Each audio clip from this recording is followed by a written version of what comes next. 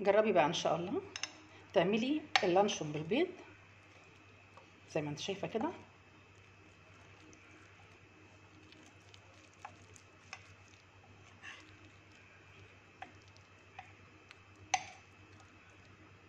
اهوت رائع.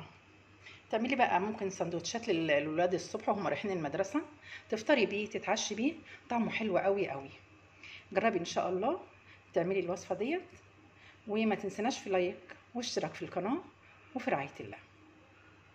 السلام عليكم، اهلا بيكم. ازيكم؟ النهارده ان شاء الله هنعمل لانشون بالبيض والخضار، بيبقى طعمه حلو جدا على الفطار، ممكن تعمليه كمان العشاء. المكونات اللي انا هعملها ديت يعني ايه، لو حابه تزودي بقى فيها اكتر من كده زودي زي ما انت عايزه. انا عندي هنا بصله مخرطاها خرط صغيره زي ما انت شايفه كده، عندي هنا فلفل الوان، عندي هنا واحده طماطم، عندي بيضتين، عندي ملح وفلفل اسمر، عندي لانشون. ممكن تعمليه بالزيت او بالسمنه، تابعي معايا لو سمحتي. انا عندي هنا طاسه حطيتها على النار زي ما انت شايفه كده، وحطيت فيها حته من السمنه، ممكن تعملي بزيت زي ما انت عايزه. معلش يا جماعه الصوت ده مش عندنا والله، ده عند الجيران.